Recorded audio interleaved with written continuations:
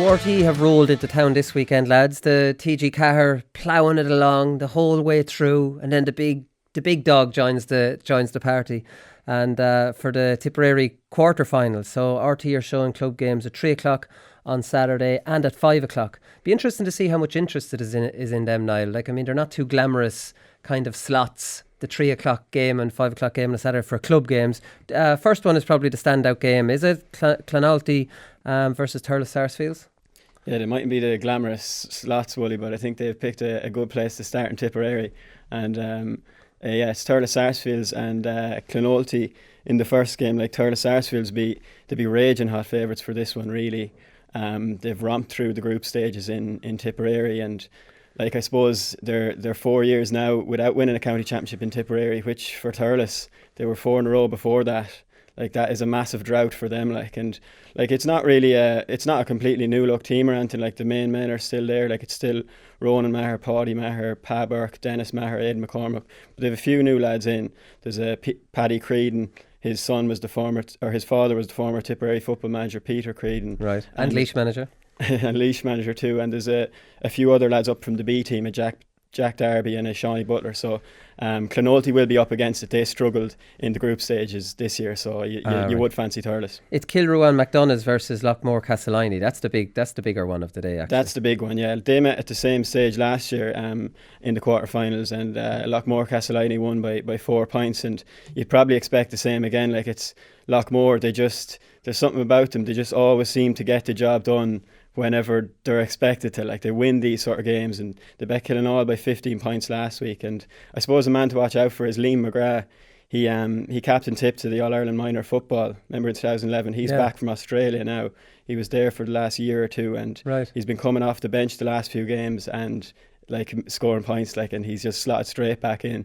So like, he's another huge addition to them, like, for a lad that was missing last year, say. Very good, that's interesting. He was obviously missing for Tip Seniors as well as that. On Sunday then we have TG Cahir are showing the Clare hurling quarterfinals. Jeez, they love the hurling. Cratloe are playing Ina Kilnamona.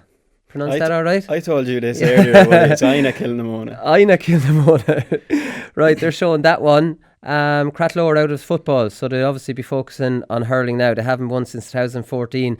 They haven't really built since 2014. Pretty sure they made the Munster Club final that year, and you thought Cratloe were a coming team, and they haven't won a county title in Clare since then. Yeah, like, it was similar to Lockmore and Tipperary. They did a double hurling football, and yeah, they've lost 2 finals. I think it was 2018 and 2019. Like, they've been thereabouts. But maybe that was the thing, that the dual commitments was just, like, between the hurling and the football, a step too far. So this year that they're gone out of the football early, give the likes of Podge Collins, Conor, I suppose they all play both, but they have good players, and that should be a good game as well.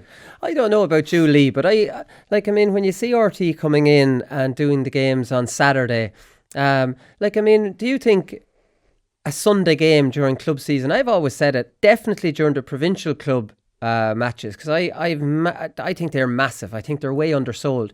Do you think there's an audience for like we do on a Monday, a club roundup, and they could pull in some of the scores, some of the goals, because all the counties are streaming them now, that you could easily do a club roundup with 1 or 2 interesting stories from each game, an hour long. I know, in fairness, TG Cahir do one on a Monday night. It's just purely highlight show, no major production done in it. Maybe it might be difficult to turn around on the Sunday night. I don't know. I just feel, do you think there's a market there for it? Yeah, I definitely think there's an appetite for it, for sure, on a Sunday night, to see, especially if it's like your own club or a club near you. We can't always commit to choosing which match you want to see, so highlights and just even clips of the all goal and a little bit of commentary to talk through what happened and what was going on. I think there's huge value in that, to be honest. But logistically, it might be a nightmare, because each of these counties, they sort of have their own streaming services, and then to get the rights for them, you'd have to deal with all of these companies like individually.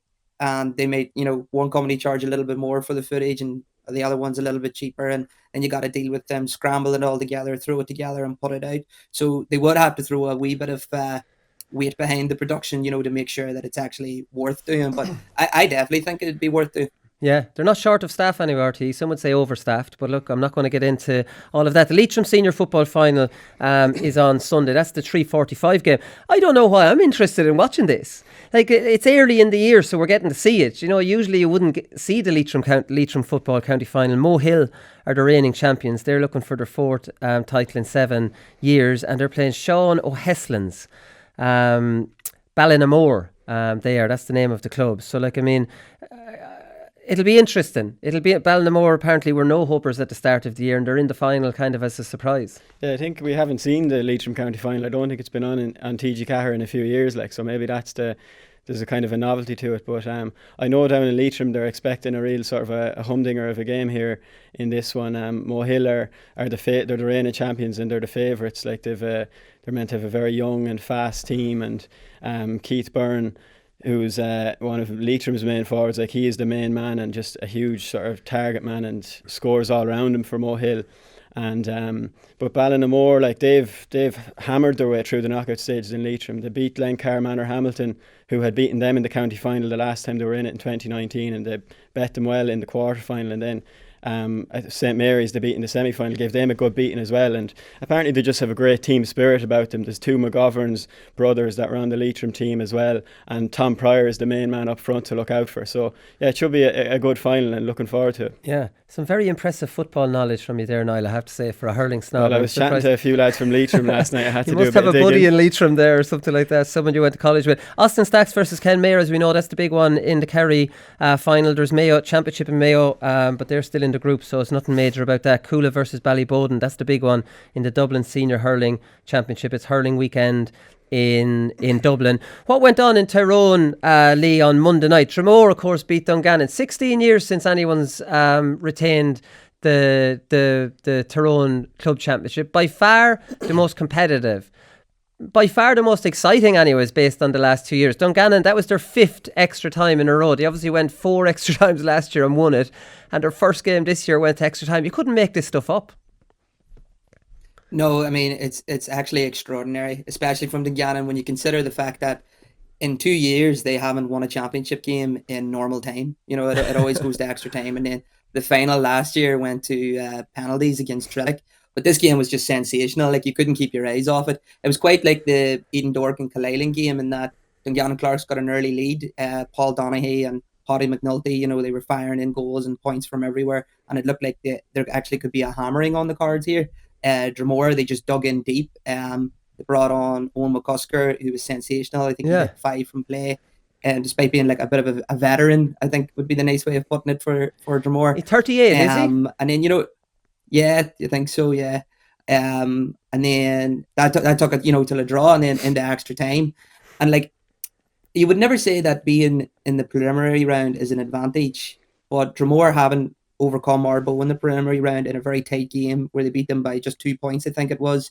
I think, you know, like we talked last week about how in club championships in particular, you really build confidence with momentum and things. So I reckon they had that confidence just from, you know, already getting through a really nitty gritty game that was tight right to the very end. The Gannon Clarks obviously did that all of last season, but that having done it recently with Dromore, it definitely proved to be the difference. Yeah, it definitely did. Owen McCusker, I think he's a cousin of Peter Canavan's.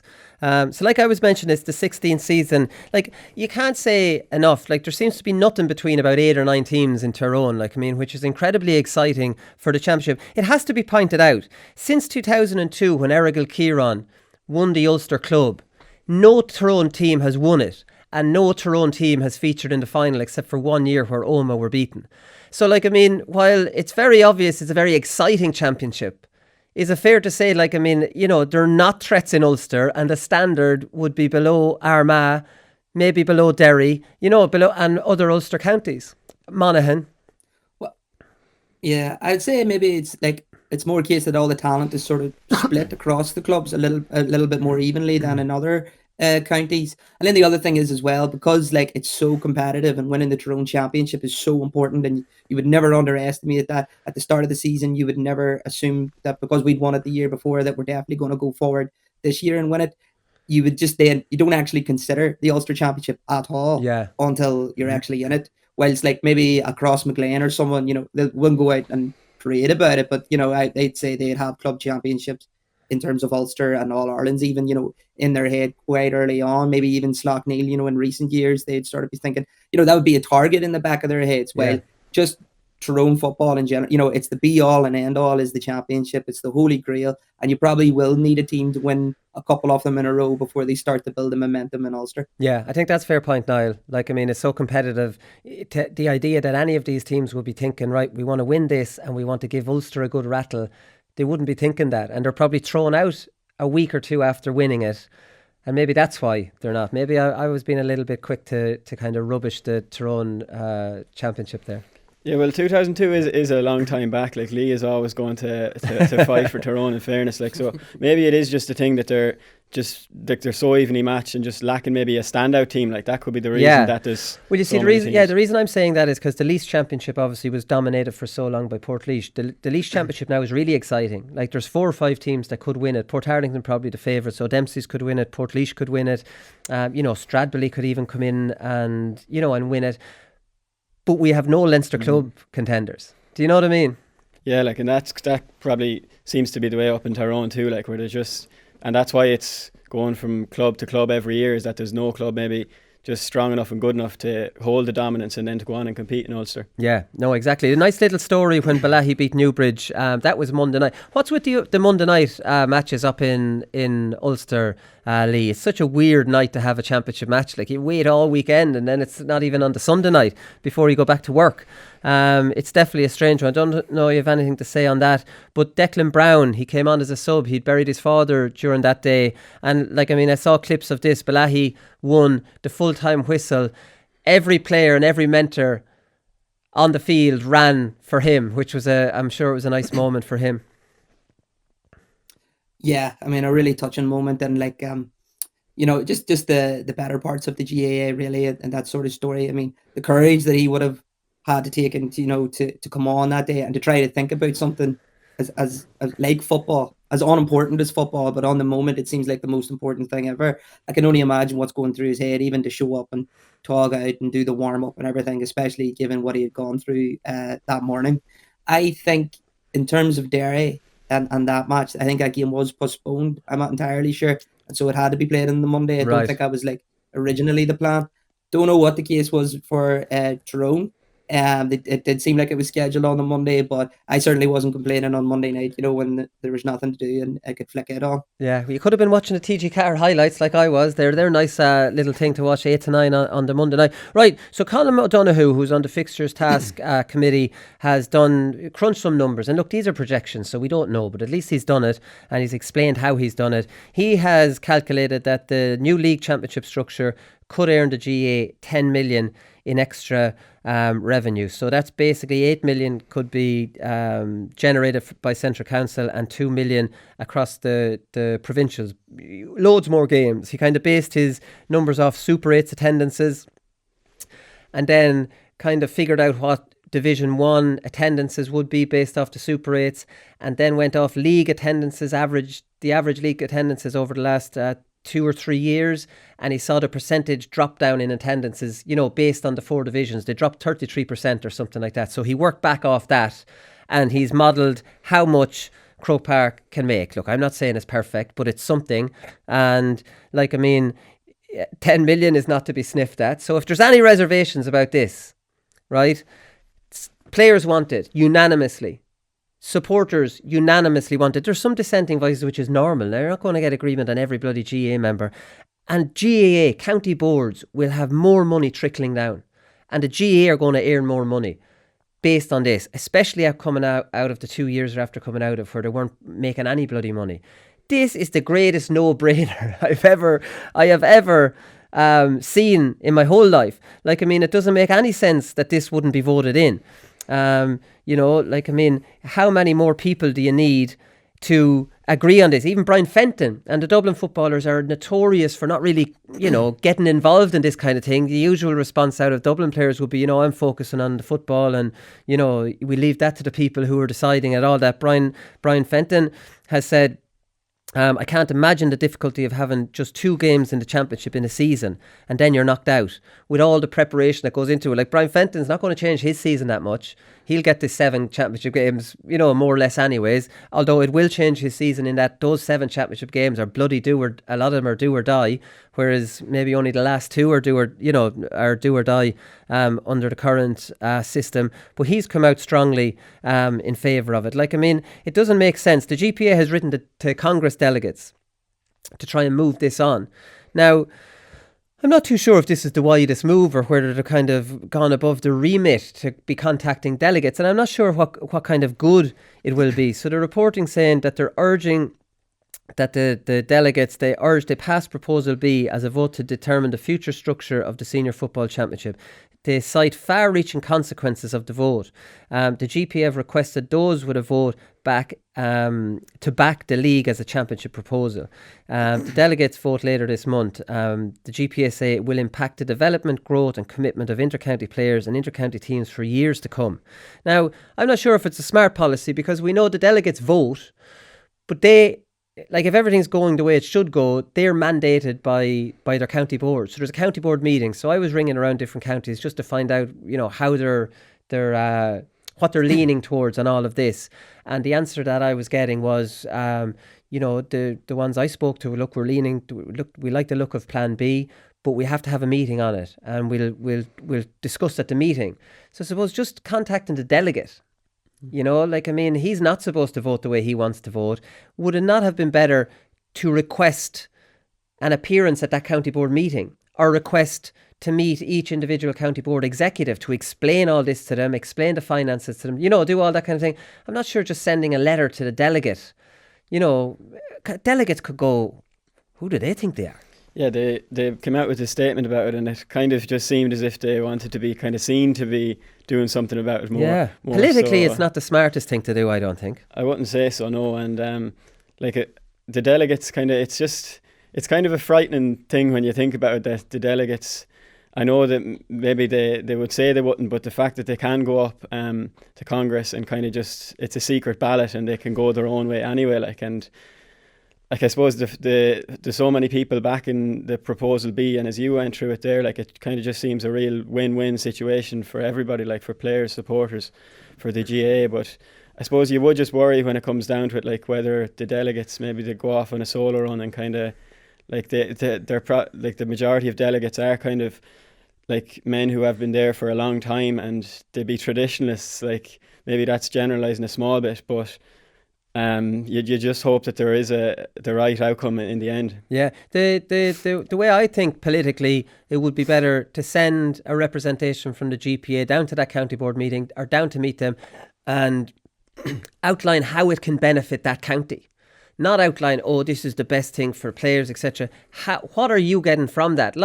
We've talked about this on the show before, Lee, like Pádraig Duffy did when he was getting the Super 8s over the line. That's what works. Go down there, tell them what's in it for you. That's what they need explaining, and not the delegate. Everybody that's in that meeting, or the main influencers in that meeting, they need to know in that meeting, this is a great deal for us. 10 million, 10 million split 30 ways, 300,000 each or whatever, and we're getting this straight into our game's development. I don't know. I think there's a better way of doing it than sending a delegate a letter, Lee. I don't know what your take on it is. There definitely is. In terms of practically speaking, going to the county boards and pitching it to them individually and way it benefits that county individually, rather than treating it like a mass sort of operation, because, people sort of get lost in that. But not to jump to their defense, but at least, I don't know, every time I switch on or listen to a podcast about Plan B, everyone's all for it. Whenever we talk about it and the people we bring on, they're more or less, the support for it is huge. And it feels like every day we learn something new about it and something positive, something that makes more sense. And now, today, 10 million revenue extra. And then no matter what you hear, and you hear from all the pundits, all of the experts, former players, the managers, the GPA, from us, it's all positive and everyone wants to back it, but you hear absolutely nothing from the delegates themselves, and they're in that sort of little bubble, and they're the only bubble that matters. So I do sort of see trying to be proactive to try to penetrate that bubble and try to at least evoke a response, at the very least, just a response, just to a knock on the door, sort of hello, is anyone there? So it feels like a little bit more. They're just fishing or really really trying to force through something like to get a dialogue at the very least. Like bottom line, that's the best we can sort of hope for. Opened and get them talking and seeing what the thought process is there. But ultimately, no, I don't think that'll work. They'll just ignore this ladder by and large. Yeah, well, I think maybe. Yeah, at least they're being proactive. I suppose that is a positive. Podge Collins, who was at that GPA meeting, I think he said that at that GPA press conference, and he was talking about Friday night games. I don't know where Podge is coming out. He obviously says, I speak for myself completely on this. I'm glad he said that because this has all been done. Like, I mean, this is nothing new. He says, I like the idea of it, but obviously it would have to be counties that are close to each other. You couldn't have a situation where lads would be missing out on work or on college. As amateur players, that's where we're going, or that's where it's going to be an issue. This has been an issue before. So Laois played Carlow in a Friday night championship game. It went ahead. The Laois players didn't want to play it because they had to take days off. And this is only in Carlow. But, like, I mean, think of the preparation for a championship club match. You know, like, I mean, you have to get down there. You have to get your prep done. You have to, you have to have your head right. You know, do you need to be running around under pressure and work until 5 o'clock? You would need minimum half day to get off, be relaxed, get something to eat, and all that kind of preparation that goes into it, Niall. So, like, players want minimum half day off, and that's with a neighbouring county. The GA said we're not paying compensation because that would break our amateur status rules. The GPA said the players will not play Friday night games again on their own time. And they're right. Why would a game between Laois and Carlow that are just generating thousands in revenue and the players are paying out of their own pocket for that game?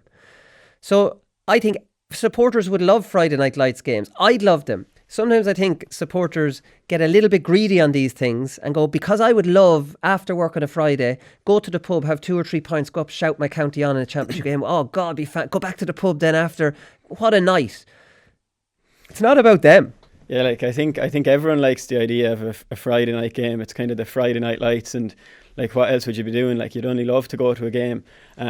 Maybe Podge Collins is looking down the line when he'll be a supporter in a few years' time. But it's just like it's obviously, as you said, it's difficult. Even like I don't remember the last time we even had a Friday night game as a club team. Like, and if we did have a game of a Friday night, like it would be tough to kind of organise yourself. Like you're kind of like most lads. I know people are saying that there's students and teachers but like they're still finishing 3 or 4 o'clock. Yeah, there's commutes and traffic is terrible on a Friday getting back out of Dublin or wherever they're coming from. Exactly, like it's a long way down the road, and like for an inter-county game, sure, the preparation is kind of ramped up again, like, so that would even be more difficult, like, so yeah.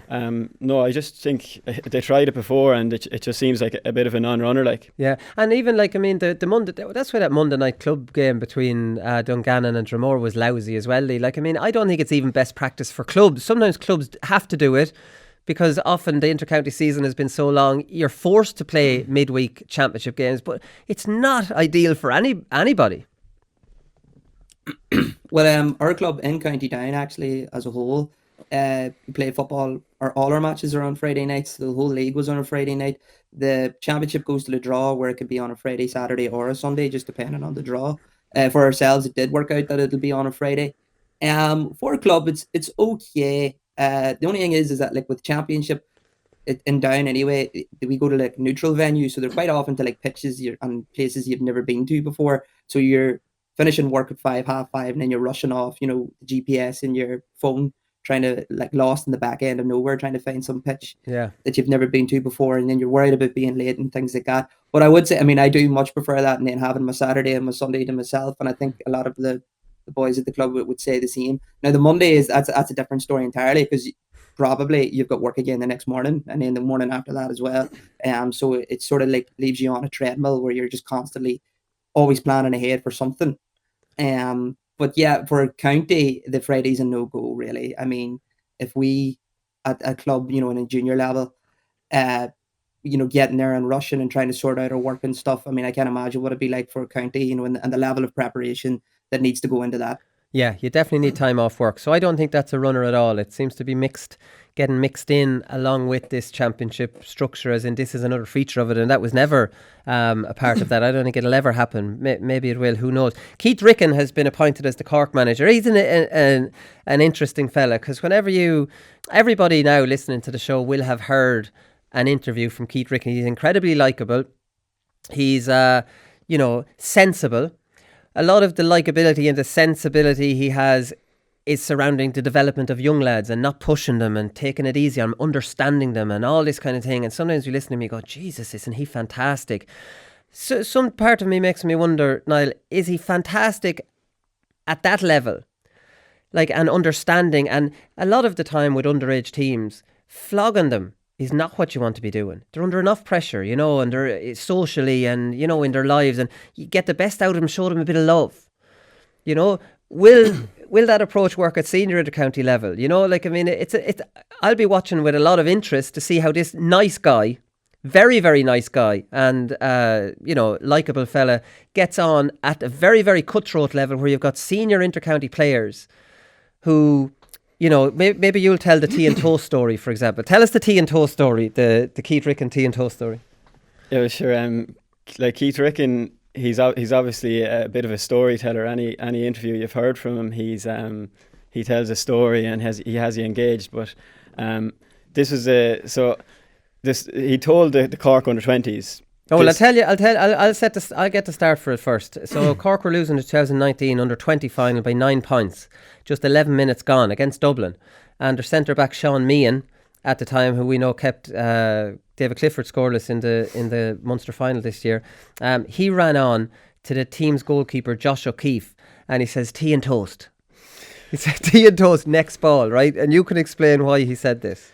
Yeah, well, he told this story he told them many stories to the Cork under-20s during the year, and this was a story that Keith Ricken, it was from a few years earlier. He was in hospital and he was getting a colonoscopy, and he was saying that after the colonoscopy he was absolutely starving, like he was starving in the hospital, and he'd seen beside him there was a cup of tea and a slice of toast. The toast had the works, had the butter, the marmalade, the jam, the whole shebang, and he was buzzing for it.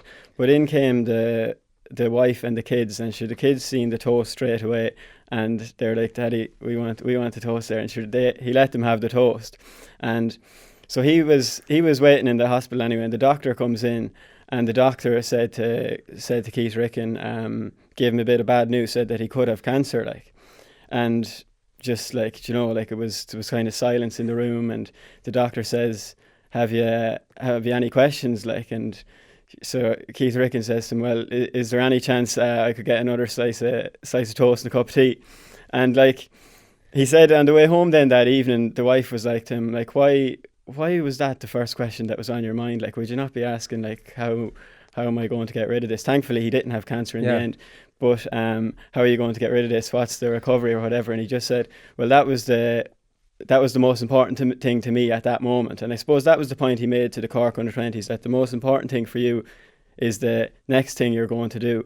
And I suppose he was just delighted that the centre back, I suppose he said he was delighted that the centre back had listened to him, and that they were focusing on that next ball. Live in the moment, and this is the most important thing. I don't know, Lee, call me cynical, call me an old bollocks if you want, but like, I don't know if those type of little anecdotes and stories will work on, while for, naive 19, 20-year-olds might listen to that and go, that's fantastic. Do you think that approach... I don't want to just hone in on one, tea and toast story. I'm just using it as an example. Do you think that kind of thing would work at senior intercounty level? Well, it's obviously only one aspect of his coaching, and like you say, he was the under-20 manager, so he'll have like them players coming through to the senior. Like, that'll just speed up that transition a little bit more, because they obviously really respect him and appreciate him, and they know what they're going to be. They know what to expect, playing under him. So that helps bleed them in that little bit quicker. So that can only be a benefit. In terms of senior managers and telling them analogies and stories, I don't know. I mean, like, is that an age thing? Is that not just down to the personality type? If you just respond to that kind of thing, that's just the way you are. And if you don't, like, if you're an old bollocks like you, Willie, like you said, I'm only saying it because you said I was allowed to, so I took that advantage. So like, and then that'll never change. Like I'm interested. Like what does work? Would you say you're the cynical type and you're the opposite of that? What works on you? Something really practical or a hard line or Yeah, what? I don't know. What works on me is knowing your stuff, developing a very good game plan, being very hardworking, being able to answer any question any player throws to you, man managing the players. I think you get respect by being good. And you get respect by being sound as well. And that you can't pretend to be sound. That's you're either sound or you're not. I think they're the two big things. And you develop a situation where players like you enough to go that extra mile because they know how much you're putting into it and they know how much you have them prepared, that will make them go, Jesus, we can't lose. We can't lose. I think that's what makes a good manager. I think, I hope Keith Ricken, like I'm not saying anything against Keith Ricken. I don't know what he's like tactically. I know his under 20 teams play good football, but often, that kind of comes naturally to them. I remember when I was underage, we played some great football. I wasn't coached. It was kind of whatever football you played. You're given that freedom, and he's brilliant at that kind of stuff. Play your own game, go out and express yourself. Whereas I think there's a little bit more at the cutthroat level of senior football than that. Maybe he has it. I'm not saying he doesn't. I'm saying I hope he does.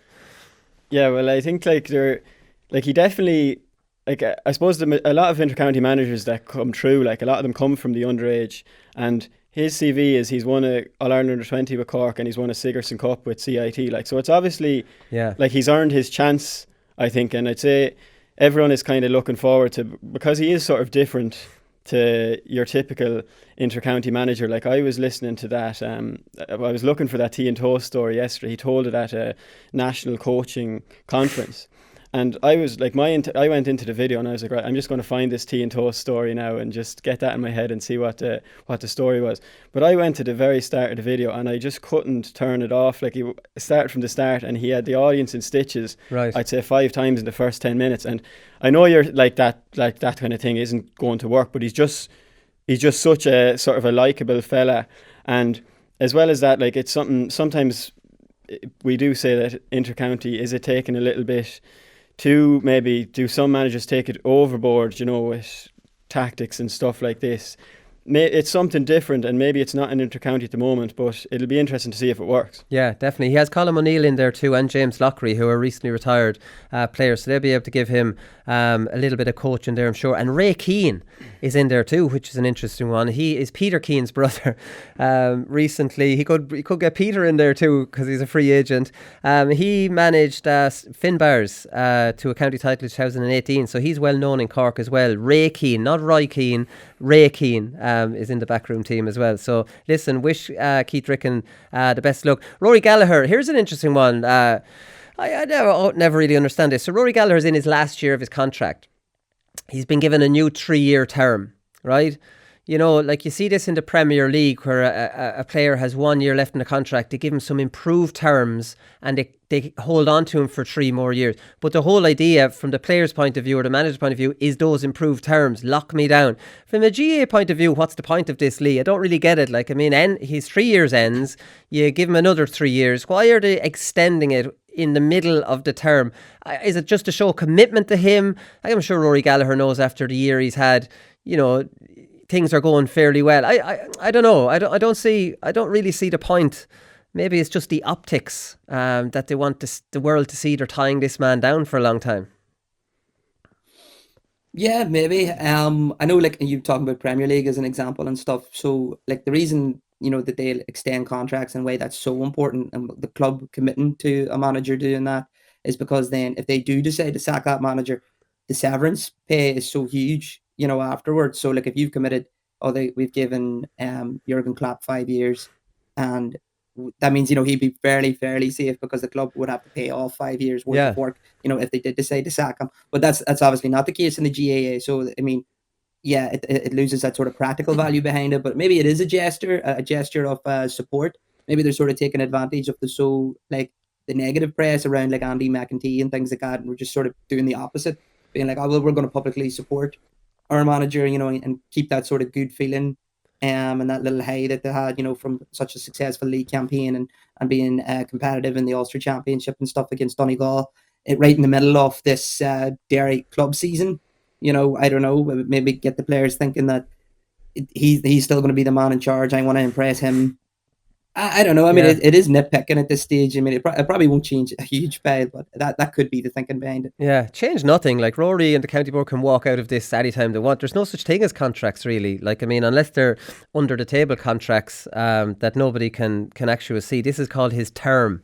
Extended his term by 3 years. It means nothing. Sure, and Jack O'Connor another year on his contract. I don't think he paid too much attention to it. That's it. Well, there you go. That sums up GA contracts, right? No hassle there.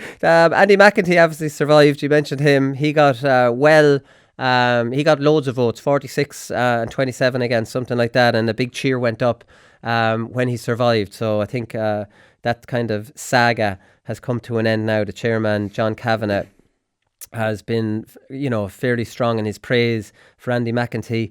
That kind of is forgotten about now. I was tweeting, Brendan Cummins is coming up in part 2 of the show. Just our lads still doing well for their clubs. And I was tweeting about this last Monday. And there's loads of them.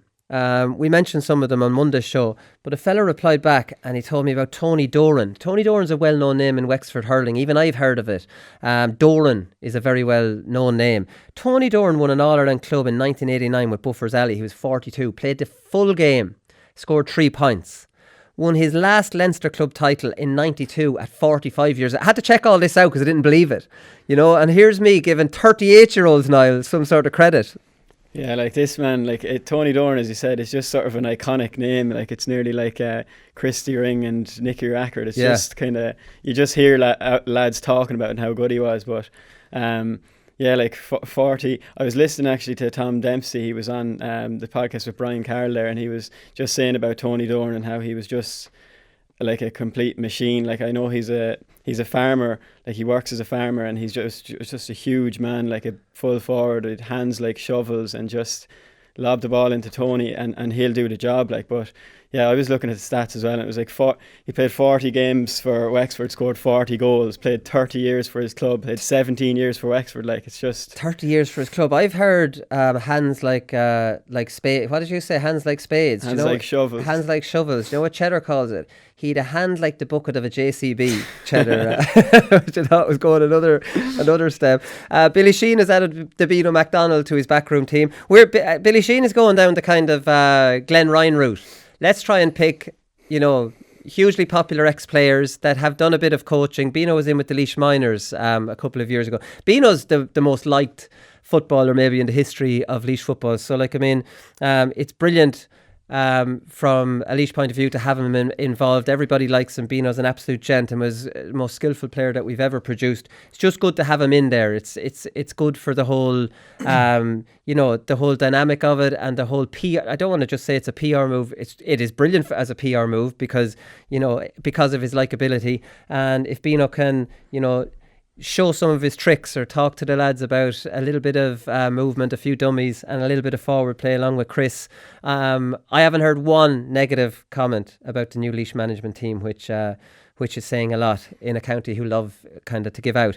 Fermanagh footballer Ultan Kelm has joined the Aussie Rules team, Fremantle. They're over, I saw in the MGM in Australia when I was there, saw Fremantle playing. They were very good. They're over from Perth area, I'm fairly sure. He's with them next year. And to be honest with you, Ultan Kelm, I've seen a bit of him. Usually when you see Fermanagh, I don't know, they're always the most exciting games, but Fremantle showed a video clip of Ultan's best moments.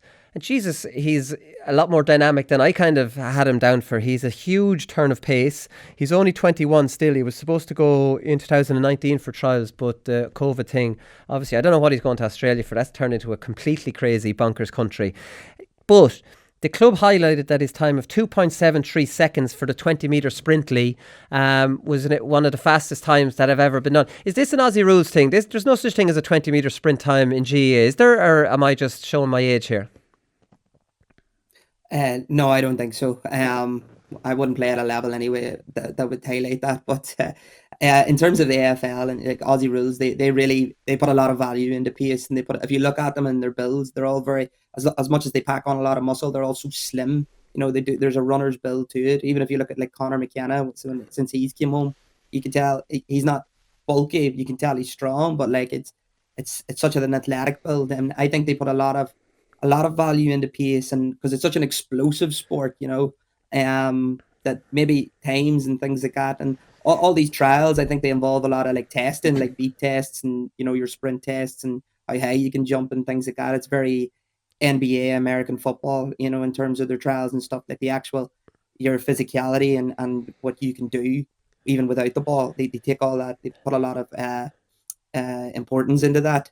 But yeah, I mean, we're just hearing all these stories about players coming back from Australia. So this is one now going the other way, which obviously disappointing from a GAA fans' point of view. But you're never going to begrudge them, taking the opportunity. No, it's terrible news for Fermanagh. I think all those jump tests and all that, they're definitely in the GA. I think for some reason it's in my head, it's a 60-metre sprint test that the GA focus on. Maybe I'm open to correction on that. Last story of the day is Andy Moran. Remember I was telling you about Andy Moran, lads, here the last show, that he loves to ask himself questions and answer them himself. Well, he's gone and done it again, because I was listening to an interview of Andy. I'm calling him the new Brendan Rodgers. The GA's Brendan Rodgers, if this interview is anything to go by. So he did an interview with Ocean FM. And in the first minute and 13 seconds that I'd listened to, he said he was chuffed. Who says that? He said he wanted to move the process forward. He called the job a project instead of a job. It's just a job. It's a tough job in my hands, not a tough project. And then, incredibly, he called the panel the playing staff. So I don't know, maybe he's been listening to too many Premier League games, and just when he kind of, I don't know, it starts, these are all in his subconscious from listening to them so much, must watch a lot of soccer, and then when he's interviewed, these are just coming out of him, because I don't want to hear any of these. I don't want the panel to be called the playing staff ever. I never want to hear that again. It'll burn my ears. So you must be listening to Brendan Rodgers. And then in the next 20 seconds, after the minute and 13 seconds, I thought of the two of you when I was listening to this, because I told those two lads and they never heard this. He says, will there be mistakes along the way? Most certainly. Will there be fun doing them? There will be. Is it new territory for me, Austin? Of course it is. 3 questions to himself, 3 answers. There you go, lads. So I'm recommending anyone to listen to that Andy Moran interview, and I'll be proved right all along. There's no need for you to be a bollocks like me, lads. I'll go out here on my own. We'll leave it there and we'll come back with Brendan Cummins. He's up next.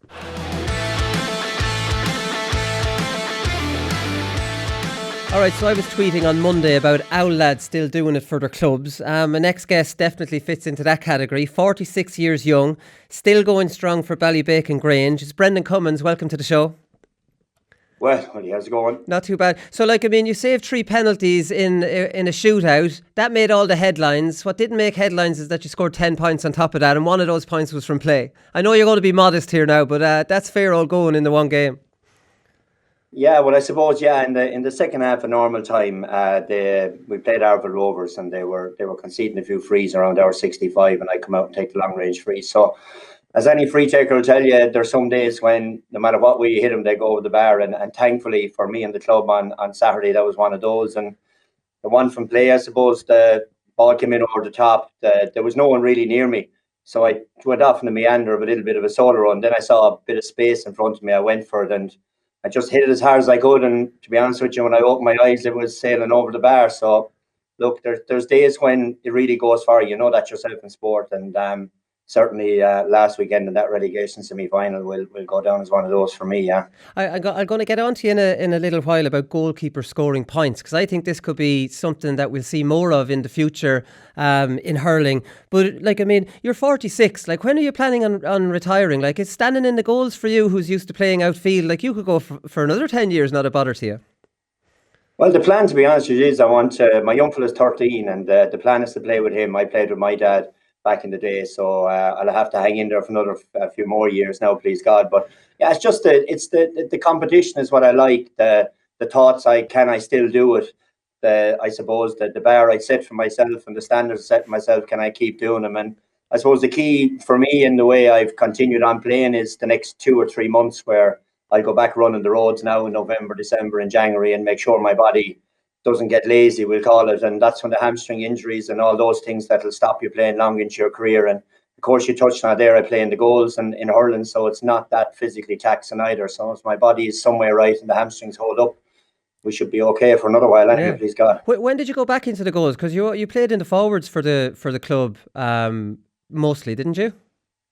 No, well, I played in the goals all the time. I think when I retired out of Tip in 2013, in 2014, I played out the field in that championship because I didn't want to play in the goals because I reckoned if I was going well in the goals, I'd have had a load of regrets about why did you leave Tip. So I said I'd play out the field for a year. It worked out okay, but the reality is like I mightn't score two goals, but I certainly might stop two, and that's the way we kind of balance it down here. And I still come out and hit the odd free here and there as well. So I'm still trying to contribute to the scoreboard as best I can, but all along, I think goalkeeping. I've always played in the goals, the odd venture out the field, but not in too long now. Right, okay, but you were free taker maybe then. I suppose maybe that's what I was looking at. Talk to us about Ballybacon Grange then. You're in the intermediate championship. You won a junior championship. Made a junior Munster final, which you lost. You've a whole load of intermediate South Tipperary intermediate titles. I don't see you didn't win an actual Tip title. Maybe the North teams were too strong down the years. Yeah, it was. I think I've 11 South divisional titles now at this stage in intermediate. We've gotten to two or three intermediate finals and just beaten by a point, one in particular in Upper Church. That AIB had just drive everybody berserk, including myself by the time I was finished on it, as often as it was, talking about that game. So, but yeah, we our first ever adult championship county final we won was that junior title a number of years ago. And it was massive for us, really, not only just getting out of junior hurling, but just to win that first senior county title. And you'd be talking about old lads crying in the stand and all. We had the whole 9 yards that day above in Boherland, so it was fantastic. But to retain our status as intermediate was absolutely key, and thankfully Saturday that was the case. Yeah, it was the case. Like, I mean, did it ever hold you back? Like, I mean, you're a South Tip hurler. You know, you're played a lot of football. You know, a lot of the teams underage, I suppose, from making county panels and everything would have been, you know, from North Tip. Did it ever hold you back playing with the club you were with? Did you feel, or how did you get your break, I suppose? Well, I suppose how I got it was I got on under 14 Tony Forrestal team back in the day. Jim Lynch was a selector from inside in Care, and I suppose he saw something in me, and then I was in the pathway, we'll call it. So when I got to 16, sure, he was the goalie in 14, and then I got over in minor. I didn't play until I suppose I was 18 in minor under Father Tom Fogarty, and that went particularly well for me. So Father Tom then a couple of years later took over the senior team. So because I played well under him in minor, it just seemed that he was going to back me, and he saw something in me. And I suppose you're right. You absolutely, if you're from a smaller club playing in a lower tier of adult hurling, you do need a few breaks. And certainly, I can point to three or four along my career that gave me the opportunity to play at the highest level. And after that, then you either take it or you don't. And thankfully, for a nice bit of it, I was able to take it. Right, because I was thinking maybe, obviously, Babs is the other famous ex-player from your club. I thought maybe he might have, you know, he'd be obviously well got. He might say, we've a good one in our club. Maybe he might have paved the way for you in some way. Yeah, well, he did actually for the senior hurling. In fairness, Babs, back in November '93, he rang and gave me the first start on the Tip senior hurling panel. So that was the game in Cappoquin. Played okay in that. Lasted on the panel for a while. Didn't go in training, just turned up for the matches.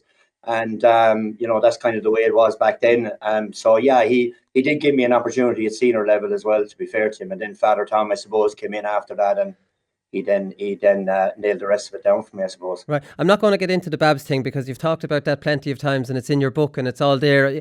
You'll probably admit at this stage that the two of you probably, you know, I could write a book on falling out with managers, and there's usually one's not wrong and one's not right. There's usually a mix kind of between the two.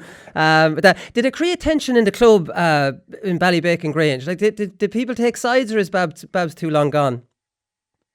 Babs is maybe not too long gone. It probably did sting the generation of player that would have coached me coming up along, I suppose, and played with Babs. But they accept it too. At the end of the day, it's the manager's decision, whatever they want to do. And I know when the Stars and the Rise competitions are on above in the football club, Babs came down and he was judging for those, and there wasn't an issue in the world. And he's obviously always very, very welcome down in our parish, because as a player and obviously as a manager, Tipperary, he's had brought huge success and certainly put Ballybacon Grange on the map. So there's huge respect to him for doing that as well, you know. Yeah, and a dual player like yourself, I suppose that's just the South Tip thing.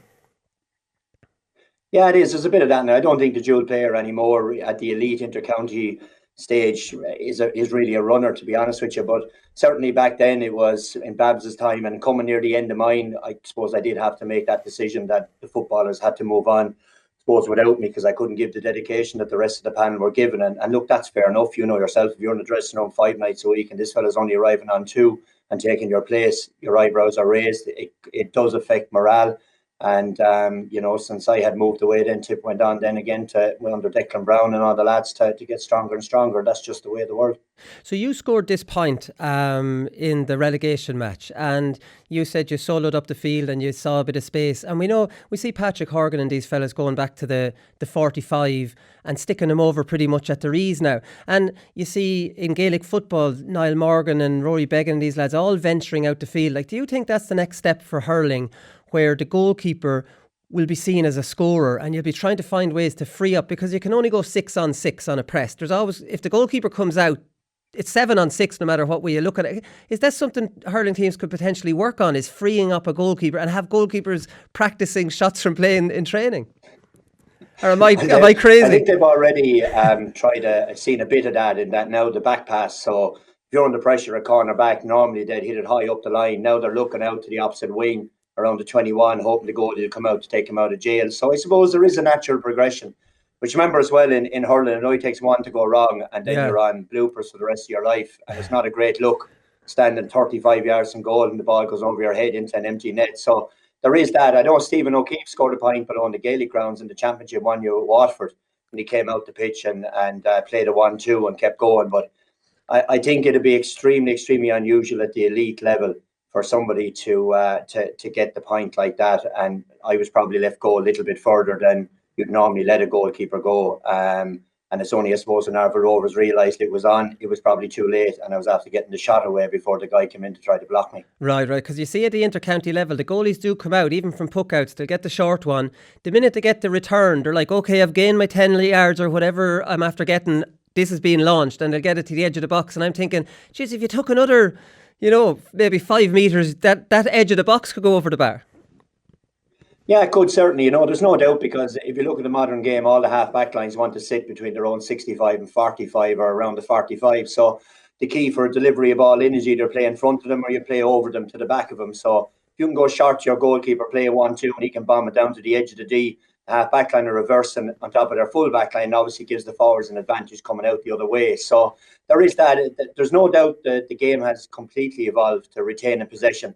I think back in 94 or 5, if Mick Ryan Upperchurch got the ball at corner back and hand passed it back to me or struck it 20 yards back to me, the crowd behind me would go absolutely berserk. But nowadays, if a player doesn't do that, the groan comes because you're wasting possession and hitting it away without knowing where it's going to go. So that comes to the players being coached that bit better. It comes to them having an awareness of tactics, all that kind of stuff. And also goalkeepers know now that they're nearly like outfield players. Nicky Quaid plays out the field for the club. Yeah. Owen Murphy plays out the field for the club. So all those lads are as comfortable 70 yards in their own goal as they are on the edge of the square, which has helped the evolution of that as well. Yeah, I think Davy Fitzgerald tried an outfield player in goals this year in the National League, and he'd be pushing boundaries. Like, could you say Patrick Horgan's is going to retire, and you have a situation where, The Rock or one of the Kieran Kingston comes up to him and says, give us one more year and we'll play you in the goals. You're brilliant distribution. You can score from serious range and you're a good fetcher. Now, he mightn't have the experience of shot stopping. I'm wondering how important would that be? Or could someone like Patrick Horgan give 1 year in the goals, or would that be a good move, do you think? I'm not sure Collins would like this conversation, but I think he would. It's a hypothetical situation. There's more about to put Patrick Horgan the goals to Cork next year. There's no doubt that he has all of the ability to do it. I've no doubt about that. The only thing is that when the ball comes over the top, the instinctive goalkeeper will judge when they have to come off the line and when not. Right. And now I think the key for any good goalkeeper is to not go chasing the game. The game comes to you. And what I find with outfield players who don't play that often in the goals, they come out the field chasing the game. And that causes mistakes, and they're not as conservative as they need to be. You look risky in the goals, and everyone goes, oh my God, how did you do that? But when you look back at it and you go, well, the odds are really stacked in his favour as a goalie coming out there.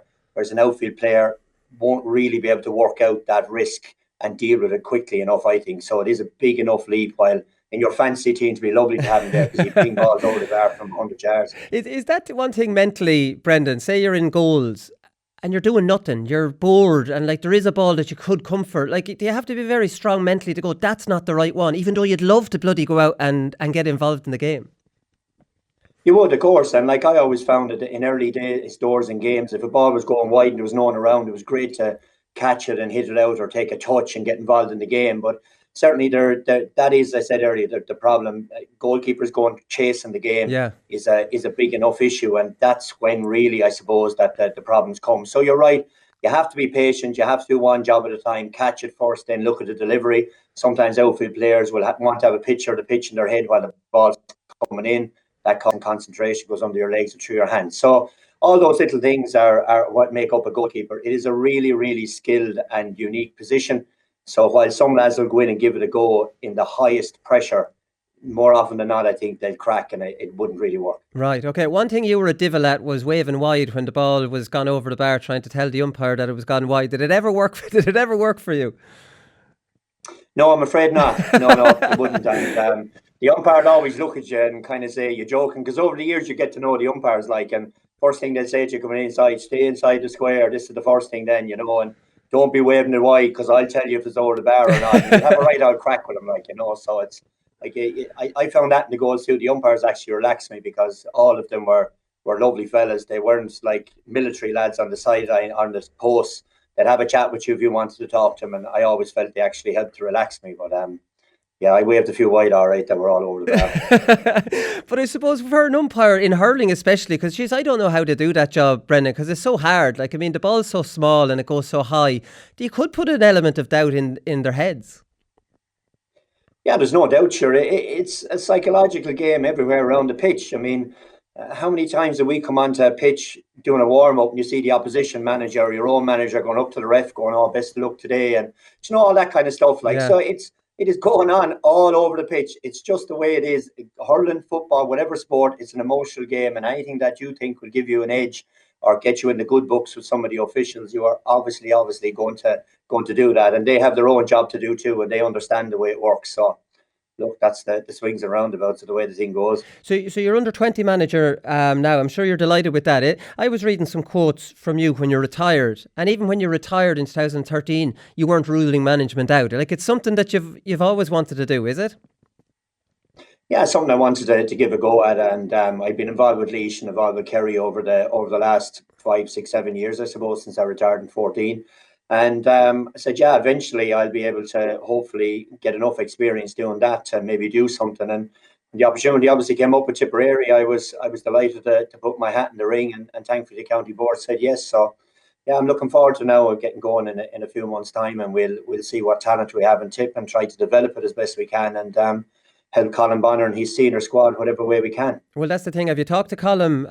He was left field, and you had been in the mix for that job. I think you were down as favourite at one point.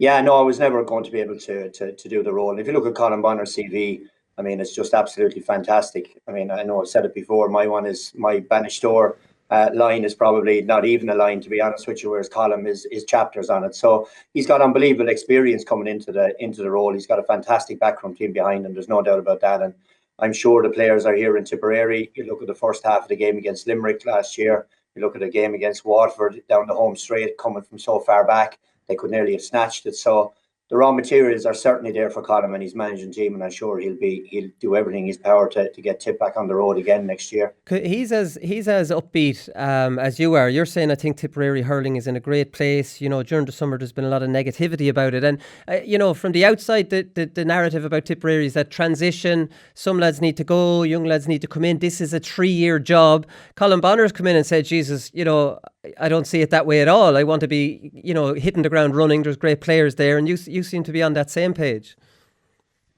Yeah, it is. I think kind of your own, and I suppose you're always going to obviously back your own as well. And I know Colin, with the experience, like I said, that he has, and the continuity that Tommy Dunn and all will give within the setup, it should seamlessly move on to his management. And he'll have his own style, different to Liam and all that, and that's exactly what's needed in every change of management. That there's fresh thoughts brought in, and Colin will bring that as well. So I mean, yeah. So I think we're all looking forward to it in Tipperary next year, especially after the great job that Liam Sheedy had done in winning All Ireland in his first of his 3 years there. So look, the raw materials you'd hope would have to be there. And it's just a matter of getting a few breaks along the line and in these championship matches and hoping that you can win them and extend your summer. That's the thing, because I suppose a lot of talk was about retirements. That's quieting down now, really, because like Brendan Maher retired pretty quickly. You'd imagine if anyone else was going to, they would have by now. Yeah, it's hard to know. I mean, like in a vacuum when the manager wasn't there, speculation was going every direction. To be honest with you, and that's always the way it's going to be when there's no inter-county games. But in fairness to the county board, they did their job nice and solid, nice and quietly, and got the man that they wanted. After Liam obviously hadn't gone for the opportunity. So look, it is, and it's all looking forward now. And in fairness, in Tip, we get going now in January next year. Hopefully, it'll all be positive. Yeah, exactly. One other thing I wanted to ask you, Alan Connolly's goal, I don't know if you saw it for Blackrock, where he charged the goalkeeper down. We were talking about it on Monday, and you see it a lot in soccer, where there's a back pass to the goalkeeper, the forward followed us in, and it's just a foot, kind of a block. Alan, I'd never seen it in hurling before. I'm wondering, were you ever close to getting caught like that? Well, for that point you're talking about the weekend, I'd say there was only about a half a yard between me and the guys hurling coming in to block me down. So it could have been on for a completely different reason. But yeah, but again, you see a goalkeeper has got that choice then when someone's coming in. Do you dummy puck it and tap it over his head and take the chance? Now, It looks right cool if it works. But if it doesn't, I'll tell you, you're obviously in some mess then. But forwards, like you said, will put pressure on the goalie now going forward. It's going to be a tactic that all managers, I think, will probably look at across all areas of the game, that the best striker of the ball in a lot of cases is the goalie. So why not put the most pressure on him so he has to pass it off quickly? And you're right, not giving this guy a free strike is going to become common practice, I think, in our game going forward. It's mad, really, how it's changed, Brendan, from when you were playing. Like, I mean, you pulled off some spectacular saves. Like, I mean, you're probably the best at it. Owen Murphy probably the best at it now. But how much analysis? Sure, you know yourself from the Sunday game. Like, nearly the main analysis is on puckouts, now, and the goalkeepers and what they're doing. Like, it's incredible how the goalkeeper position has evolved and become such a massive part of it. It has. There's no doubt. I mean, teams will have their different strategies and tactics. And I think when you have a guy who's got a free puck of the ball, retention of possession is absolutely key. So if you can make it 70-30, you'll never make it 100% unless you're flicking it to the corner back, and that can be fraught with danger, obviously, and you're running it up the pitch as well. But if you're hitting the ball any more than 70, 80 yards, if you can get it 70-30, that's a massive win and a huge advantage. So that movement off the ball, the high behind cameras, the tactics and all the signals, all that kind of stuff is all now a game. And you're right, like, I mean, players have an awful lot of information to take on board and to remember in the heat. You or me, it was nearly a puck fodder competition back in the 90s and into the 2000s. Close your eyes and let it off. Whereas as it evolved with Eamon O'Shea, I had to remember where the ball was supposed to go. So there is, and I credit to the players, the current players, like, they take all that on board seamlessly, to be fair. There's never an issue with any goalkeeper I've been dealing with to say, this is what we're trying to do. Okay, I remember that, and they just go out and execute it. So credit to them, and that they're learning the game all the time, and there's more stuff coming at them. It nearly has had a knock-on effect on the whole way hurling is being played, because years ago when you'd puck it long, a forward is waiting for a break off someone, and they get a lot of their scores just, cutting across, and the ball had popped to them and it's over the bar. Now, because when it goes short, the movement in there is completely changed, because you don't get your points, those handy knockdowns anymore. You have to actually win the ball out in front. Like, goalkeepers have actually, the puck-outs changing has pretty much changed the game of hurling.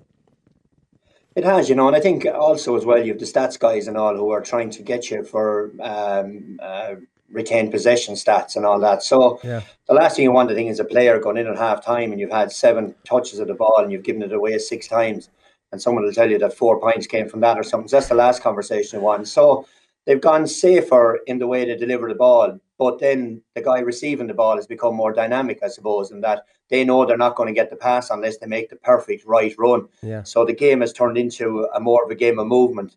I don't know, it's a handball they have where you can't run when you have the ball in your hand, but everyone else is moving around you. And netball, and that's, it's a little bit similar to that. The movement off the ball is crazy now, the way they're going, and the fitness levels are absolutely through the roof. The runs, I see Aaron Galandi, our Ireland final, he makes 15 or 20 runs a half, only get on the ball maybe 3 times, but he's running to make space for others. He's trying to get on the ball himself. So all that stuff is playing into the strength and condition and fitness these lads are putting in as well off the pitch. Yeah, it's fantastic. There, before I let you go, not many people listening will know you were a huge mentor to me in my earlier career as you gave me lifts up to Dublin for those compromise rules trials. I We wish. did actually, yeah, we did. Yeah, when you were running fitness tests above there in that hotel, I think you made the cut that time, did you? I got the heave-ho. I made the cut, yeah, I made the cut. I don't like to brag about that though, Brendan. I'm very quiet about Yeah, making that well, cut.